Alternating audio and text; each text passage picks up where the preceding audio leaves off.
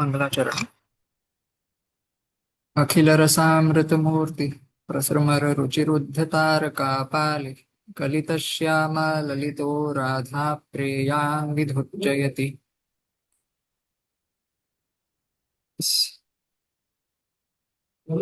So we have discussed till this 24th verse of the first part of the first section of the Bhakti Rasamrita Sindhu.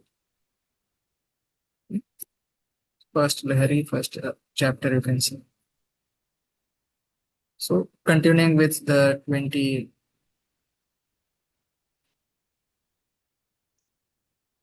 26th verse. Yeah, we have discussed till 25th verse. Continuing with the 26th now.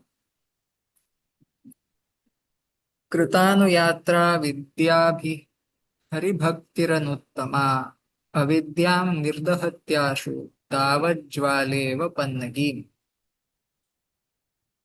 The meaning is that Parasji, we haven't discussed the 25th verse. We have. The Yat Pada Pankaj Palasha Vilasa Bhaktya Karmasha from the Srimad Bhagavatam 4th skandha. Okay. So this is where we talked about how even though you become a sannyasi, you're curbing your natural instincts. Right. Exactly. Right? Yes. Nice. So I will just give a small recap of what we did last time because it has been 1 week and we are meeting only once a week.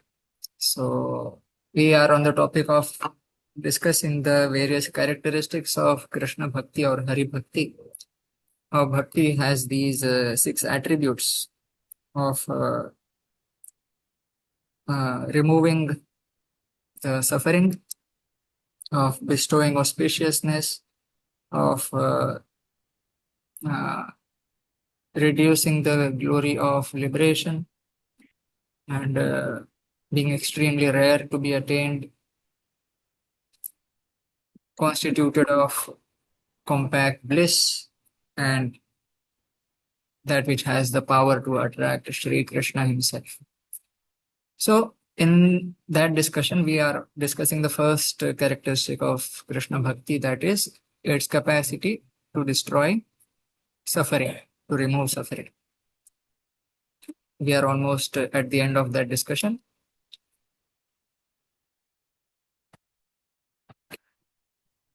So Hari Bhakti, devotion to Sri Hari, it is followed behind by Vidya and other such things. It means that knowledge, spiritual knowledge follows one's devotion to Bhagavan Vishnu. As in the Srimad Bhagavata also it is said that in the first skandha, second chapter, pure devotion offered to Bhagavan Shri Hari automatically generates knowledge about the self and also automatically generates detachment from all worldly things. And that is the same type of point that is made here.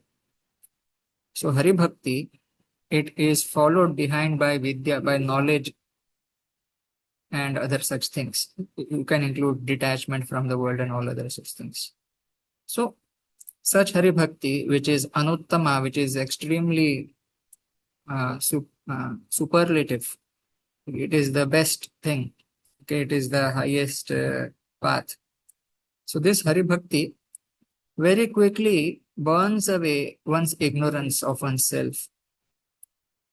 It quickly destroys ignorance, just as Davat Jwala, just as a forest fire. If there is a fire in the forest, it will consume all the trees and everything there, and it will also consume those animals who cannot move out of the forest, like snakes and other such animals who do not have legs, but they crawl on the ground. They cannot move rapidly to leave the forest as other animals can. So these snakes and other such animals are also burned by the forest fire. So in this way, in the same way, Hari Bhakti very quickly burns avidya, ignorance of the self. Okay, you do not need to do something extra. You do not need to practice some other paths than Hari Bhakti. Hari Bhakti, as a byproduct of itself, removes your ignorance of yourself. Okay? That is the point made here. So Vishwanath Chakravarti has commented. Jiva Goswami hasn't commented here. So Vishwanath Chakravarti's commentary is as follows. Vidyabhikrita anuyatra yasya sa. Hari Bhakti is such that it is followed behind by knowledge and other such entities. तथा च भक्तस्य विद्या विषयक इच्छा भावेपि सा विद्या स्वयमेव भक्तेः पश्चात् गच्छति इत्यर्थ. It implies that although a devotee of Sri Hari does not have any desire to gain any other form of knowledge, but still knowledge automatically comes behind bhakti. So after you practice bhakti, you automatically gain knowledge of those things which you may not have any desire to cultivate the knowledge of. That is the idea. Anuttama ati utkrishta. The word anuttama means unparalleled, means extremely great and extremely excellent bhakti. So it automatically destroys the ignorance, that is the snake, just like forest fire destroys the snakes. Any questions someone has, any doubts? So bhakti removes suffering, bhakti removes papa, bhakti removes all karmas, bhakti removes the bija, the seed of papa, bhakti removes the kuta, the stored results, bhakti removes the prarabdha, aprarabdha, bhakti also removes the avidya, the ignorance that leads one to engage in the sin, engage in papa. It means that it destroys all suffering from its very root. Okay. Then, Namo Namaha. yes, Namo Namaha. Does it play down the importance of jnana over bhakti? I mean, I mean, generally in Vedanta, the role of jnana is underlined. Yes. Okay. So here are we saying that when bhakti is prosecuted, all these things automatically follow. Jnana and Yes. vairagya and all that. It is not minimizing the importance of jnana. It is what kind of jnana, that is the question. So the jnana that is spoken of in the Upanishads is knowledge of Brahman, the knowledge of the Supreme Reality. And that is Bhagavan Shri Krishna, Shri Hari. So that knowledge of Krishna as the Supreme Being is included in bhakti. If you say that I am engaging in devotional practices to please Krishna, it implies that you have the understanding that Krishna is the Supreme Being and all other devas are subordinate to him, and he is the creator and maintainer of this world, he is the destroyer of this world. So devotional service to Sri Krishna includes knowledge about Krishna. Okay? It cannot be engaged, you cannot engage in a devotional service without knowing who is Krishna. Only with the knowledge of Krishna you can engage in Krishna Bhakti. And also, cultivating the knowledge of Brahman, cultivating the knowledge of Sri Hari is a part of Bhakti because you are engaging in Shravanam. How do you cultivate knowledge of Krishna? By hearing from the Shastras, which the Guru explains to you. So Shravanam, hearing about Krishna's qualities and his greatness and his supremeness, all is a part of Bhakti. Shravanam Kirtanam Vishnu Smaram. Shravanam, hearing about Krishna, is a part of Bhakti. So Bhakti cannot be done without knowing who is Krishna. See, here, the knowledge that is spoken about that automatically follows one's engagement in Krishna Bhakti is the kind of knowledge that the Jivatma is the same in quality as the Paramatma. The Jivatma is not a different entity from the Paramatma. There is Bheda and Abheda between. So such kind of knowledge automatically follows one's practice of devotional service to Krishna. That is the jnana spoken of here. Okay. Thank you. Yeah. Yes. Okay. So next point Shri Rupa Goswami makes is the second characteristic of Hari Bhakti. The first characteristic was that it destroys all suffering.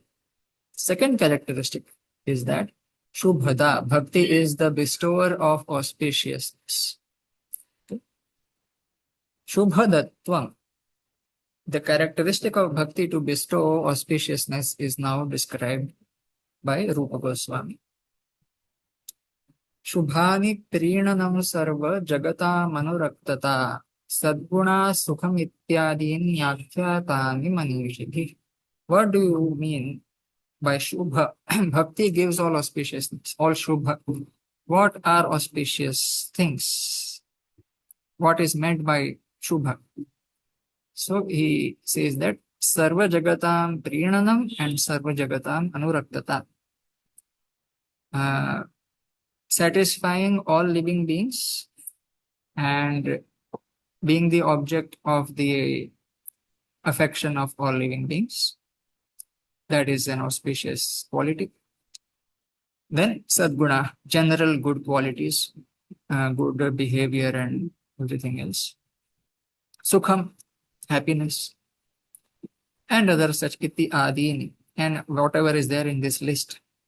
All of them are said to be Shubhani, to be auspicious things by the wise. The wise people, those who are thoughtful people, they know these things to be Shubha. Jiva Goswami's commentary.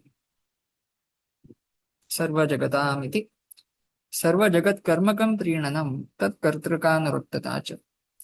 So it means that the devotee of Krishna has the auspicious nature of pleasing the entire world, pleasing all living beings. That's what it means. And also, he is the object of affection for all living beings. All living beings are affectionate towards this devotee. So these are the attributes, these are the auspicious things. Okay. Anayo. So there are two different things. Yes. One is I think what is good for the world, the world also considers me as being good for them. Yes, very good. That's right. Okay. Anayo sadgunyantarbhavepi prithagukti sarvottamata apekshaya. So now he makes the point that these two qualities of pleasing all living beings and being the object of affection for all living beings, they could have been included in the sadgunas. In this, he makes in the second line of the shloka. Rupa Goswami has written sadguna, possessing good qualities. So these are the good qualities, okay, pleasing all living beings and being the object of affection for all living beings.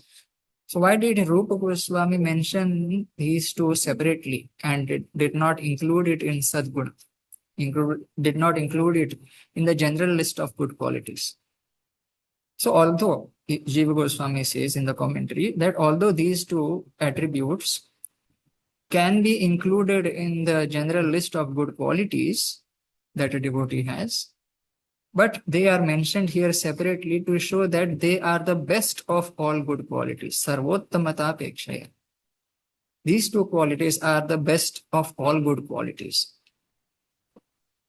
to uh, to love all living beings and being the object of love of all living beings. These two are the best of all good qualities. That's why he has mentioned them separately. Kimva, another reason he gives, or else, alternatively, he says that Rupa Goswami has mentioned them separately because Kimva te ete yadyapi sadgunya krite api tatra sambhavatah tathapi anyatra इव तन्मात्रकृते न स्यातां किन्तु स्वरूपकृते अपि इति पृथगुक्ति कृता. So although these two qualities of pleasing all living beings and being the object of affection for all living beings, although these two are also possible to exist in a devotee of Sri Hari as a general good quality, sadgunya krite api tatra sambhavat, they are possible to exist in a devotee as a good quality only. Still, these two qualities, they are not just a result of his being, his having good qualities. Okay, just like any other ordinary person. Okay. अन्यत्र इव तन्मात्र कृते न स्यात्.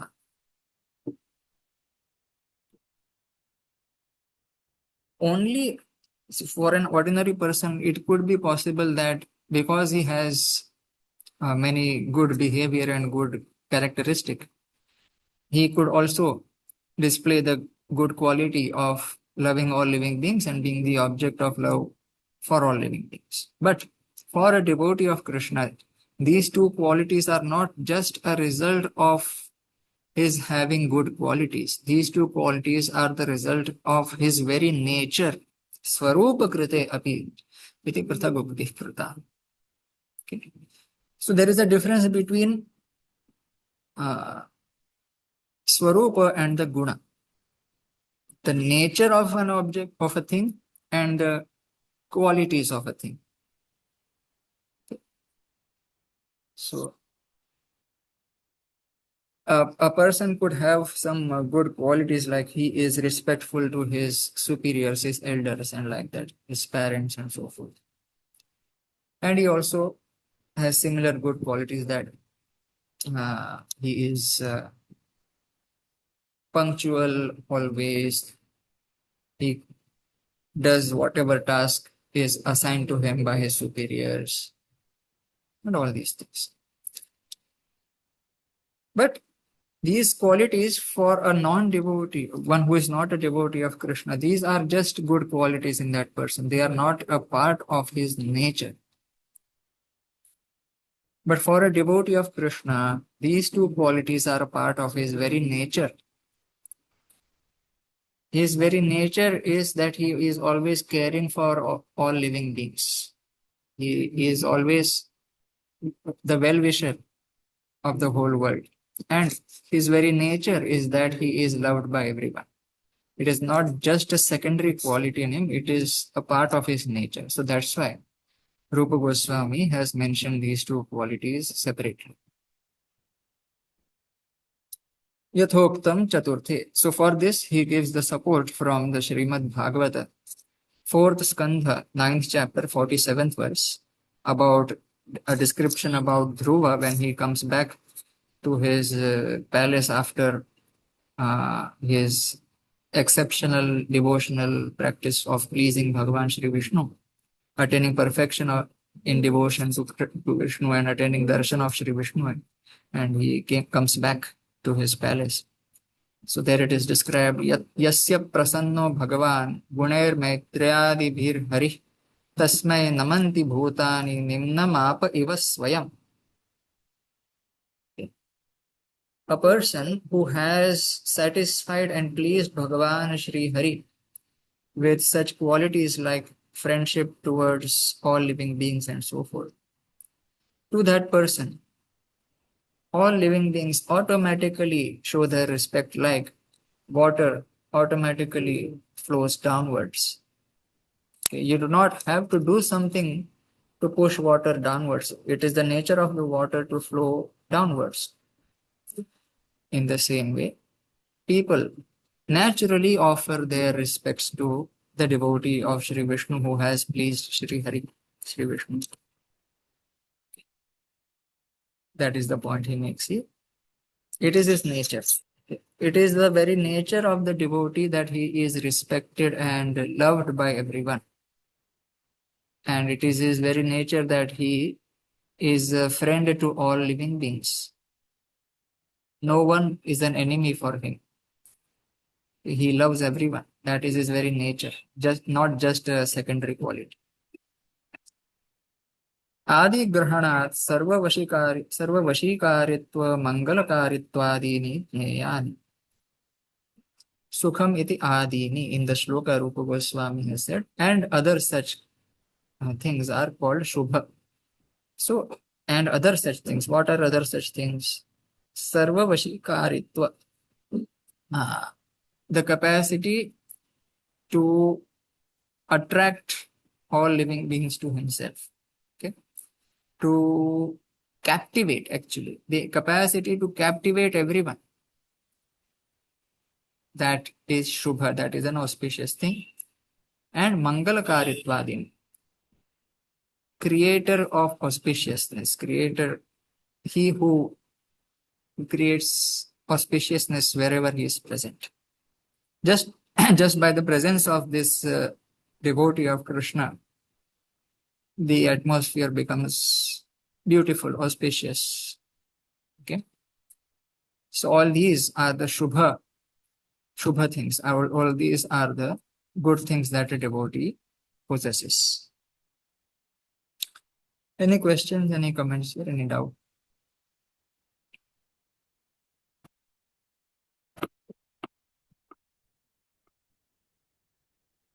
Okay. Vishwanath Chakravarti's commentary. Shreyo hetutvam yatha shreyamsi iti shubhani. The Hari Bhakti, devotion to Sri Hari, is the cause of one's own welfare, Shreya, as it was said in some earlier shloka here. Devotion to Vishnu bestows all welfare on oneself.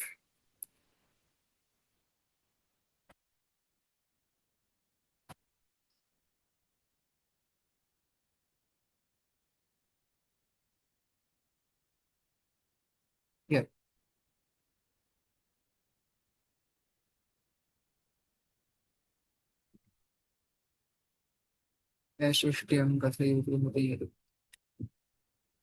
Anyways.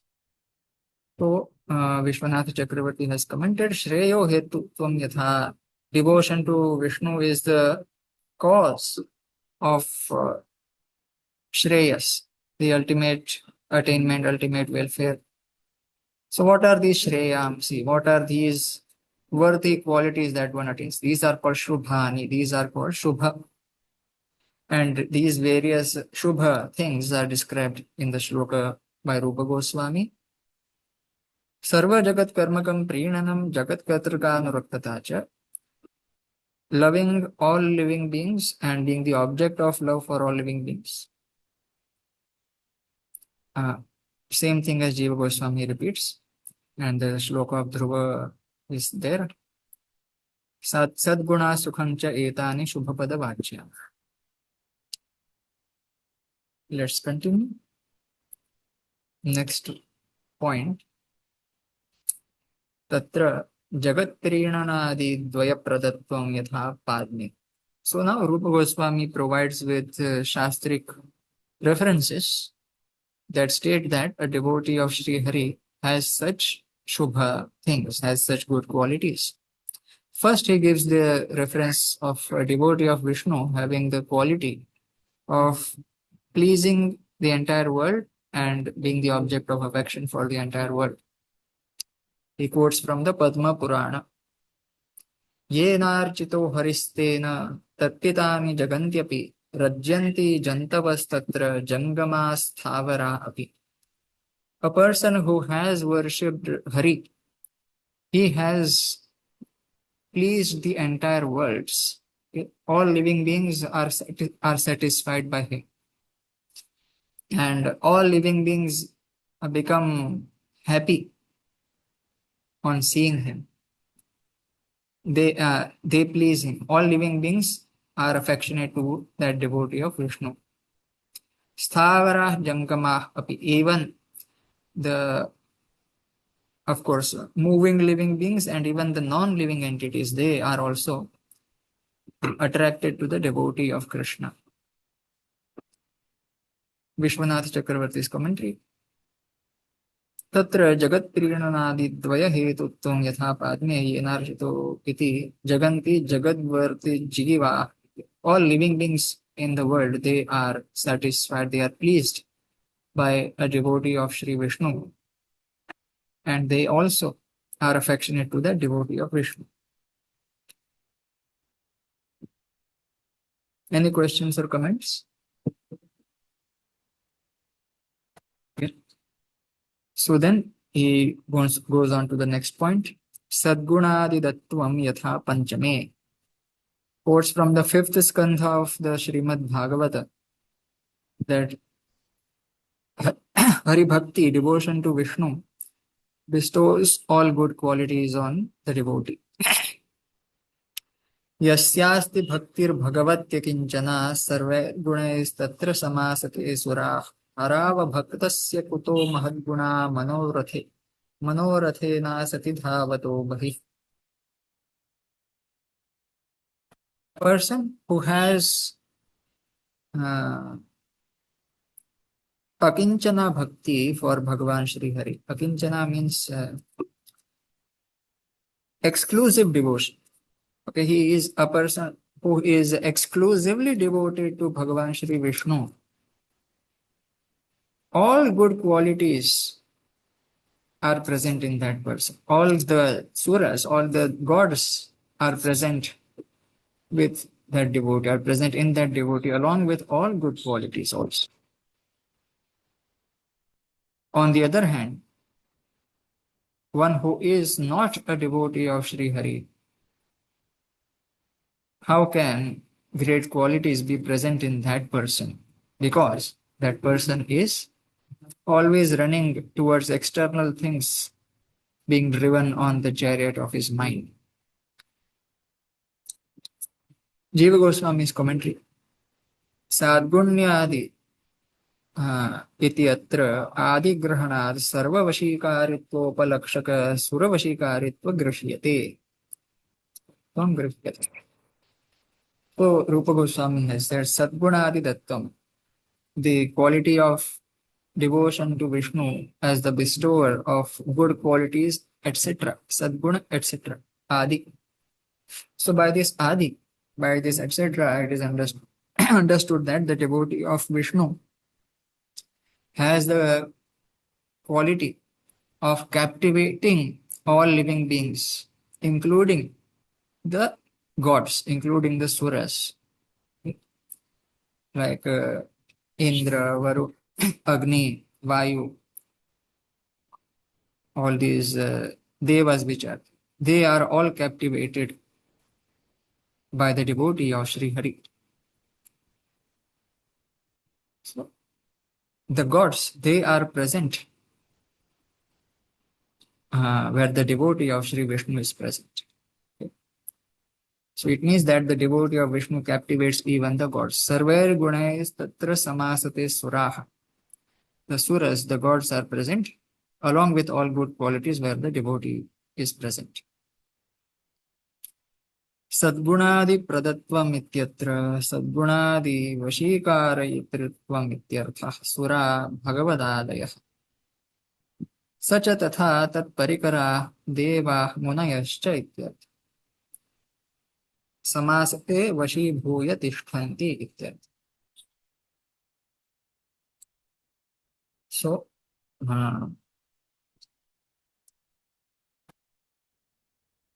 when it is said that devotion to Sri Hari bestows the good qualities and other such things, it means that the devotee gets the capacity to captivate. He gets the capacity to captivate all living beings by his good qualities.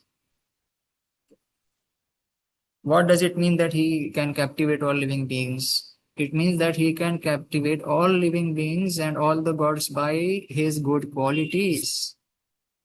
So all living beings become attracted to him because of his wonderful qualities which he possesses. So who are these gods and other such beings who are captivated by this devotee? So Bhagavadadaya. Bhagavan himself and other devas. So Bhagavan Vishnu is included in this surah. Devotee of Sri Hari by his good qualities not only captivates all living beings but he also captivates Bhagavan himself by his good qualities.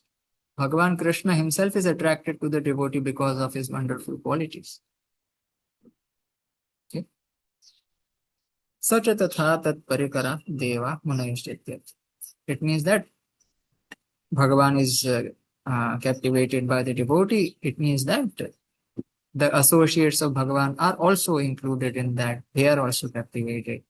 And associates of Bhagavan means associates of Bhagavan such as the other devas. Shankara, Brahma, and Indra, Varuna, Agni, all these devas, and Munis also, all the sages, okay, like Atri and Rigu and Kashyapa, Marichi.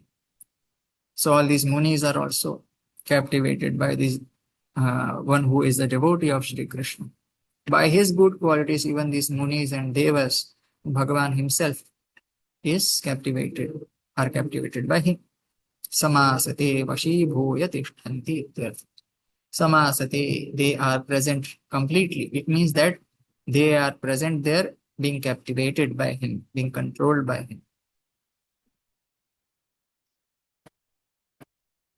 Any comments or question?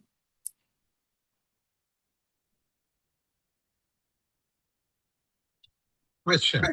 So you see, where there is a devotee, you're going to find even the devas are attracted to the devotees. So they're going to be around them.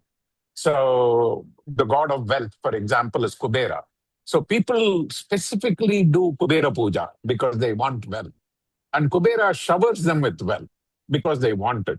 Is that because of attraction, or is that because only Kubera is attracted to them and the other devatas are not attracted to them? How does that devotion to Kubera differ from devotion to Bhagavan?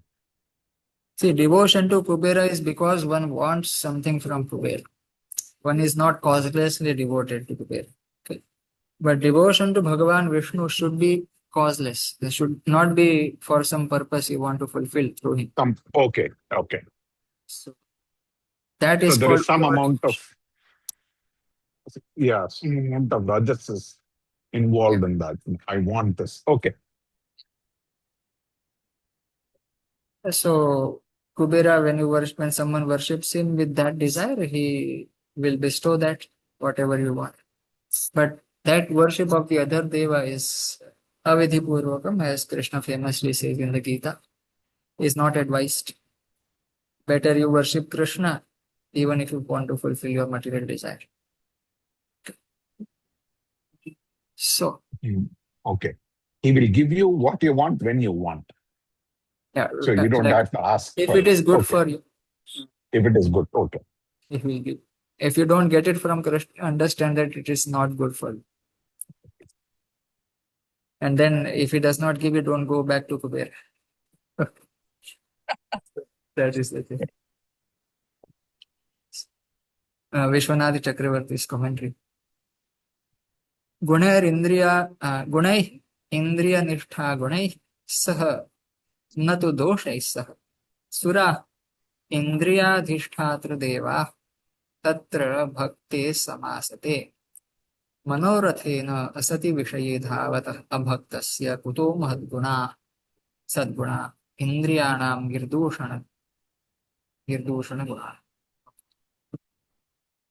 So Vishwanath Chakravarti has a slightly different understanding of this verse of the Srimad Bhagavata. He says, Sarvaih gunaih tatra samasate sura. All the gunas, all the qualities are present in the devotee of Krishna along with the gods. What are these gunas? What are the qualities that are present in the devotee automatically? These gunas are indriya nishtha gunas, not the doshas. So something can be a good quality, something can be a bad quality. So it is only the good qualities that are understood in this verse of the Bhagavata, not the bad quality. Bad quality means it is a fault, it is a dosha. So the word for good quality is guna and the word for bad quality is dosha, fault. So all the gunas means indriya nishtha gunas, the good qualities of the senses. Okay, they are present in the devotee of Krishna automatically. It means that Sura, the Devas, who are these Devas who are present in the devotee? In the devotee, which are the Devas that are present in the devotee? So that in the devotee means the Indriyadhisthatra Deva, those Devas, those gods who are the presiding gods of the senses of the devotee. All our senses, each of our senses have a particular Adhisthatra Devata, a presiding god. For example, the presiding god of the Chakshurindriya, the eyes, is Surya, and presiding god of the hands is Indra, Karmendriya, hands is Indra. So each of our senses has some presiding deva, Adhisthatra Deva. So these Adhisthatra Devas, they are present in the body of the devotee along with all the qualities of those senses of which they are the presiding gods. The verse of the Bhagavata says that one who has exclusive devotion to Bhagavan Shri Vishnu, in him all the gods are present along with all gunas.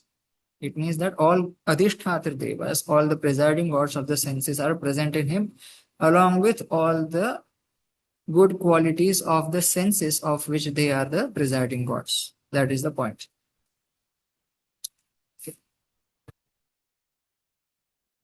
Tatra bhakte samasite. But a person who is not a devotee of Sri Hari, harava bhaktasya kuto mahadguna.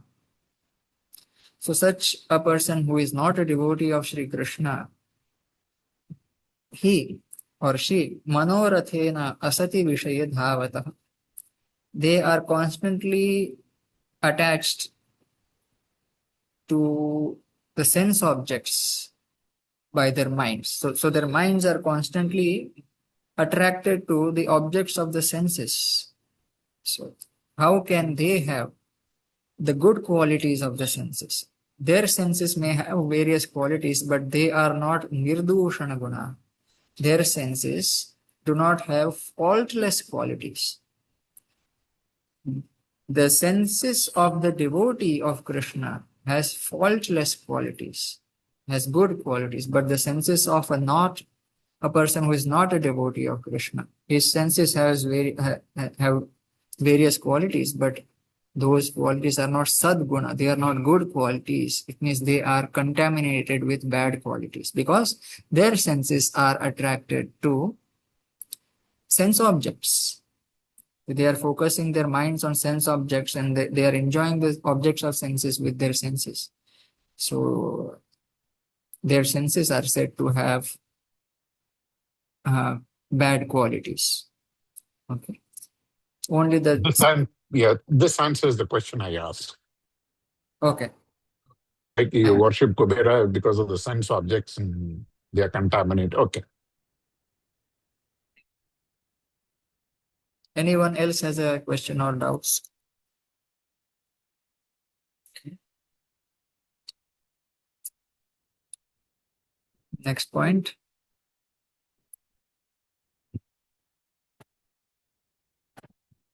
Sukha pradatvam. So one of the shubha is that happiness is a devotee of Sri Krishna is happy. So the devotion to Krishna makes the devotee happy. This is being discussed now.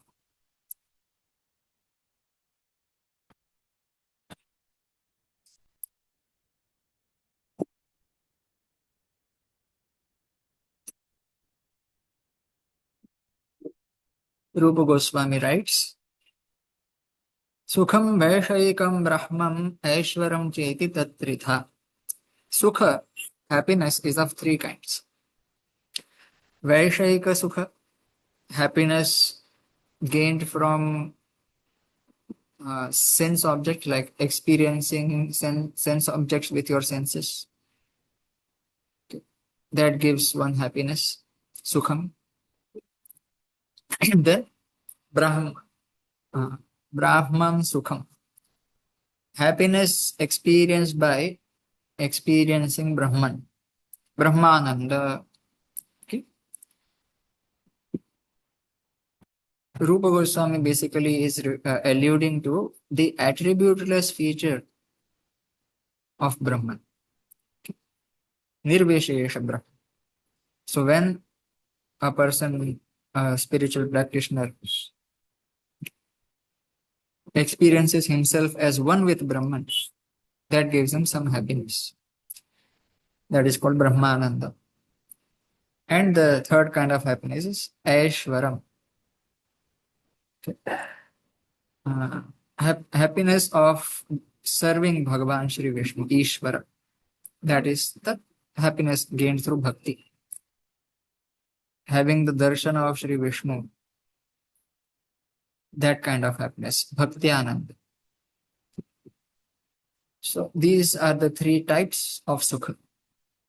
So he gives support from other shastras for this. Yatha Tantre, in the Tantra text, Siddhayah Paramashcharya Bhuktir Muktischa Shashwati Nityam cha Paramanando Bhaved Govinda Bhaktitah. All these three types of sukha is available to the devotee of Sri Govinda. Siddhayah Paramashcharya. Very astonishing forms of perfections, yogic perfections. Okay.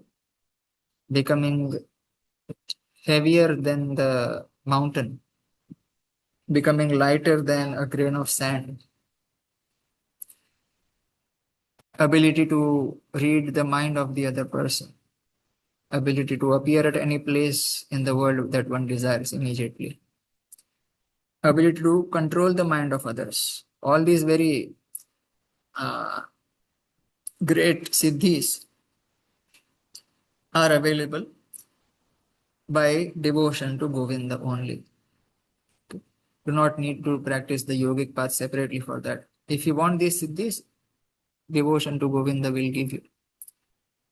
And Bhuktir Muktishta Shashwati. So, continuous sense gratification. If you want to enjoy the objects of senses, if you want to enjoy your whole life, and for the next life also you want to continue enjoying in this world, and you are worshipping Shri Vishnu for that, you will get that. Okay. And also Mukti, liberation from this world, liberation from all suffering from birth and death. If you want, you will get that also. Nityamcha Paramananda, and also eternal supreme happiness you will get by Govinda Bhakti.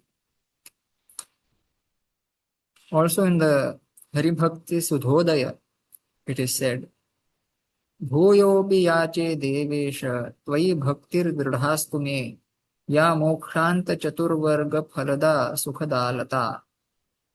A devotee is praying to Bhagavan, Shri Vishnu. O Devesha, O Master of all Devas, O Vishnu, I pray, I request this from you again and again, that may I have firm devotion unto you. This is my only prayer. May I have steady devotion, firm devotion, strong devotion unto you. Your devotion is such that it bestows anything which one wants, even dharma, artha, kama, moksha, mokshanta chaturvarga phalada. Even moksha is granted by your devotion unto the devotee. So this devotion unto you is the Sukhada Lata, is a creeper that bestows happiness, that bestows all kinds of attainments, dharma, artha, kama, and even mukti it bestows. Jiva Goswami comments, Siddhaya Animadaya. Siddhis means Anima, Laghima, Mahima, and all the yogic siddhis. 8 siddhis are there. Bhuktischa Vishayamaya Sukham. Happiness constituting of sense objects. That is bhukti, sense gratification. Mukti, Brahma Sukham. Happiness of experiencing Brahman is bestowed by devotion to Krishna. Parisheshyat Nityam Paramanandam Aishvara Sukham. That which is remaining, the Paramananda Nityam, the eternal happiness, the supreme eternal happiness, because it is the last thing mentioned, it has to be understood as Aishvara Sukham. Aishvaram. Rupa Goswami described 3 kinds of happiness: Vaishayika, Brahmam, and Aishvaram. Vaishayika Sukham is Siddhis and Bhukti. Brahma Sukham is Mukti. And Aishvaram Sukham, because it is remaining to be described, this line should mean Aishvaram Sukham. Okay. Tattacha tattad anubhavamayam. Okay. So Aishvara Sukham means happiness of the experience, happiness of experiencing Krishna, Ishvara Vishnu. When you experience Vishnu in front of you, that happiness, that is the bhakti happiness you get. Sukhada Ishvaranubhavananda Datri. So bhakti unto Krishna is Sukhada. It is the bestower of happiness. Rupa Goswami actually means by this that bhakti to Krishna is the giver of the experience of Ishvara. And when you experience Ishvara, that experience of Ishvara is constituted of happiness. It is not different from being happy. So Ishvarananda is not different from Ishvaranubhava. Experiencing Ishvara is actually being blissful in witnessing him. So that is the power of Krishna Bhakti. That is, it enables one to get the experience of Ishvara and thus become completely happy always. Anyone has a question or doubt here? Any comments? Okay. Next point. Now Rupa Goswami describes the 3rd characteristic of Hari Bhakti. The first was that Hari Bhakti destroys all one's sufferings. Second point was that Hari Bhakti bestows all auspiciousness, Shubhada. Third characteristic is that Hari Bhakti minimizes the attainment of liberation from birth and death. So that is being described. Manageva prarudhayam hridaye bhagavadrato purusharthastu chattvarastranayante samantatah. When love for Bhagavan becomes ever so slightly fixed in one's heart, at that time, all the purusharthas, all the 4 purusharthas, dharma, artha, kama, and moksha, they appear extremely insignificant, like a blade of grass. Tranayante.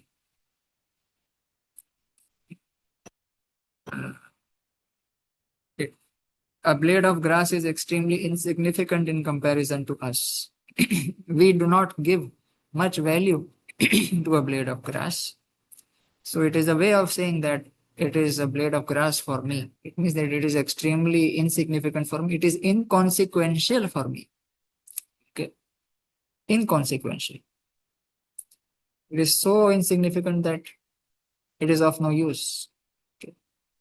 So for the devotee of Krishna, in whose heart love for Krishna has become fixed in a very little manner, for that person, all the four Purusharthas, Dharma, Artha, Kama, and even Mukti, Moksha, becomes inconsequential.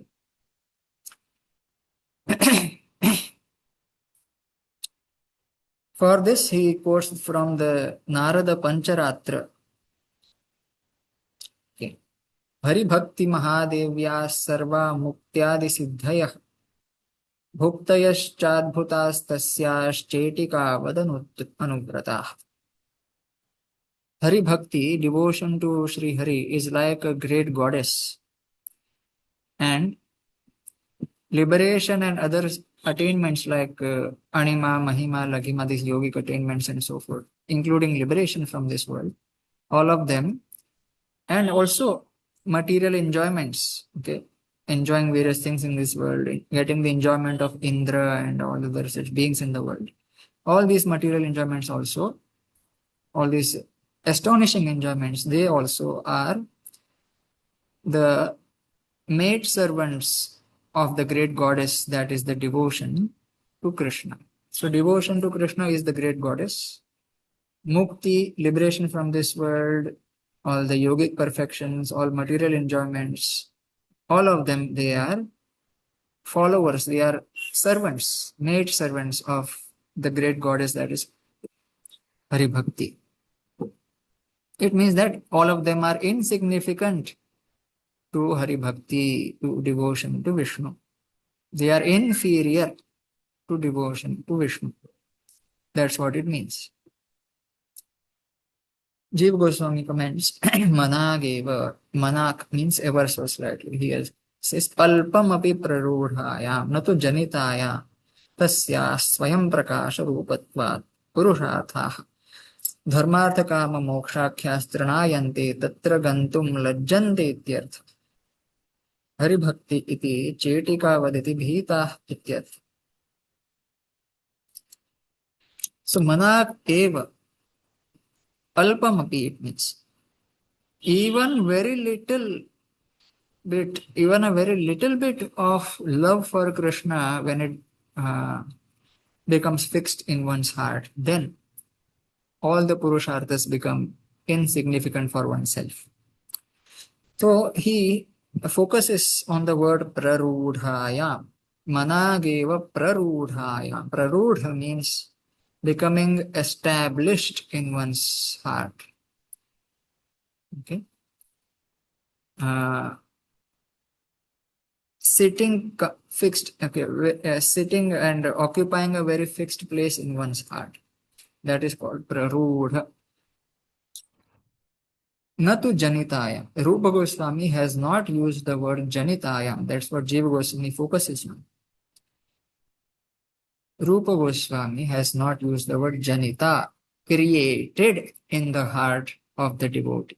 Love for Krishna, he says that when it becomes established in the heart of the devotee, he does not say when love for Krishna is generated in the heart of the devotee.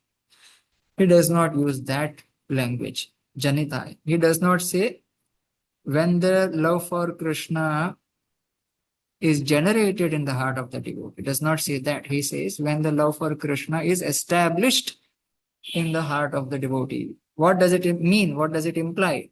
Jiva Goswami comments there. Tasya swayam prakasha rupatvat. Love for Krishna is never created, is never generated in the heart of the devotee. It can never be generated anywhere by anyone because it is existing eternally. It is swayam prakasha. It is self-manifesting, self-appearing. It is already existing in the devotees of Krishna, and it appears in the heart of the devotee of Krishna in this world by the mercy of the great devotees of Krishna, the gurus and so on. So, bhakti becomes established in one's heart. It means it appears in one's heart from outside one's heart. It is not generated, created in one's heart. It's a very, very important point he makes here, because many devotees in the Gaudiya Vaishnava Sampradaya, particularly those who are following the line of Bhakti Vinod Thakur, including his son Bhakti Siddhanta Saraswati Thakur and his disciples A.C. Bhakti Vedanta Swami Prabhupada, the entire ISKCON and the entire Gaudiya Math, all those people, and also some sects in Vrindavana who are not a part of Bhakti Vinod Sampradaya. They also have this mistaken idea that love for Krishna is already present in one's heart, and bhakti for Krishna simply awakens that love for Krishna. No, it is not present in one's heart. It is not also created in one's heart. It is not generated. It actually is established in one's heart from outside one's heart. It is not present in one's heart. If bhakti was already there, when I don't want to go into that big argument. So, but in a few words, if bhakti is already, if love for Krishna is already there in your heart, then why are you suffering? Okay. If love for Krishna is there, then it should have removed all suffering, because it is a characteristic of bhakti that it removes all suffering. So there is nothing as dormant love for Krishna and awakened love for Krishna. Bhakti cannot be dormant. Bhakti is always alive. Love for Krishna is always alive. It cannot be sleeping somewhere.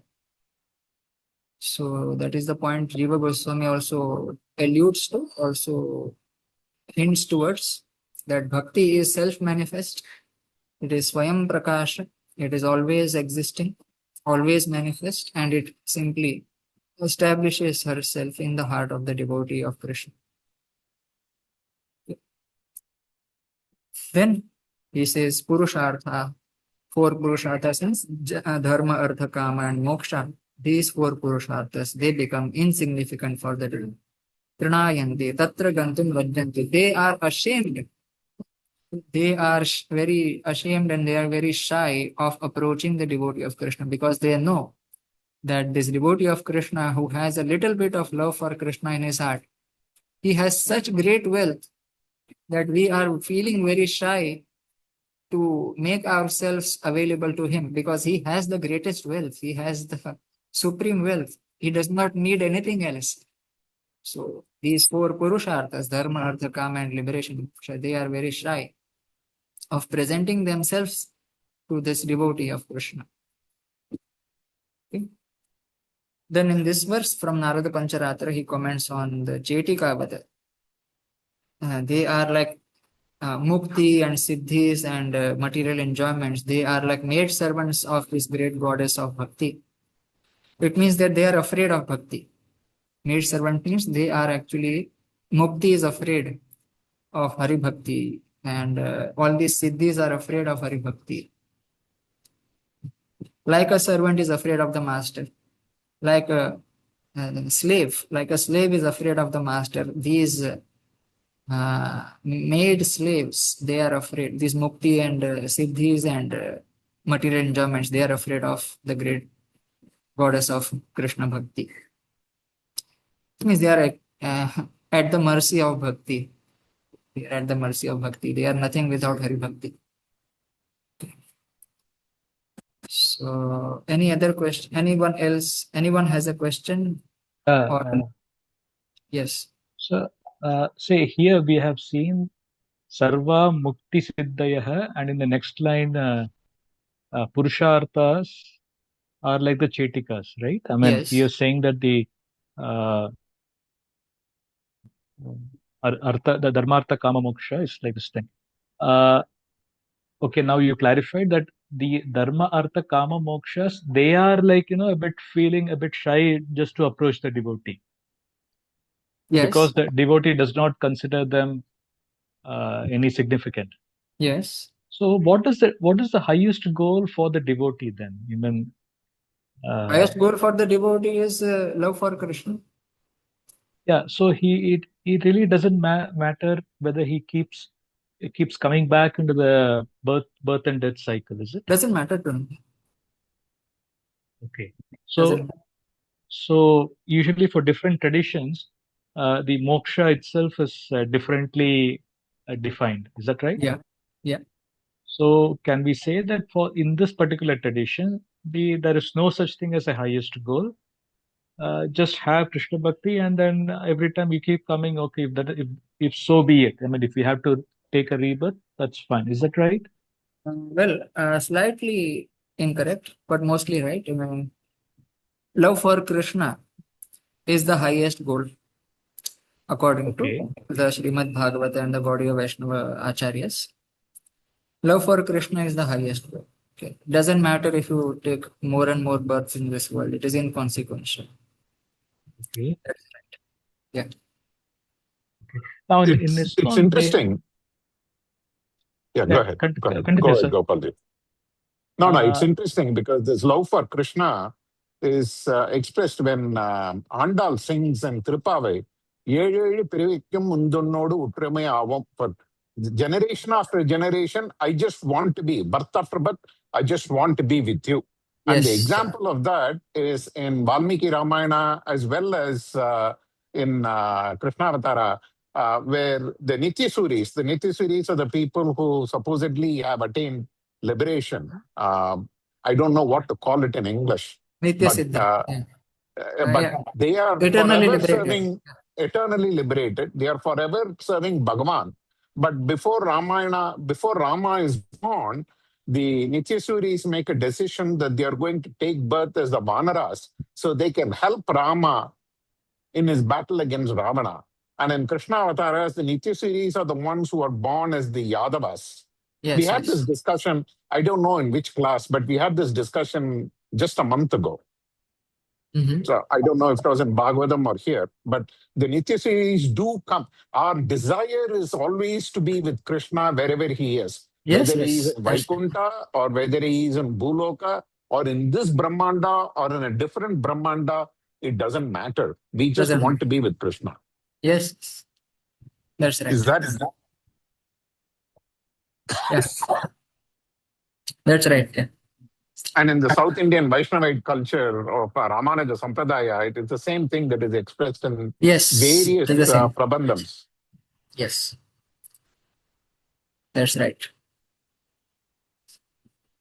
So, thank you. Gopalji, does it clarify? yeah. So just a little part I thought I'd just highlight is so even if a devotee, for instance, if he has a desire not to fall in, not come out of this birth and death cycle, is it wrong? Or so what is that? What would be No. See, a the devotee does not desire to come out of the cycle of birth and death or to remain in the cycle of birth. He just wants to serve Krishna and love Krishna wherever Krishna desires. If Krishna wants him to take more and more birth in this world and serve him, he is ready. If Krishna wants him to come to Vaikuntha and serve him there, he is ready. Okay. That is fine. desirable. Clear. Yeah. Thank you. Thank you for the question and the discussion. Anyone else has a question or doubt? Okay, so let us end our class here for today, and we'll meet again next week, Wednesday. Thank you. Thank you, Parashit. Thank you. Hare Krishna.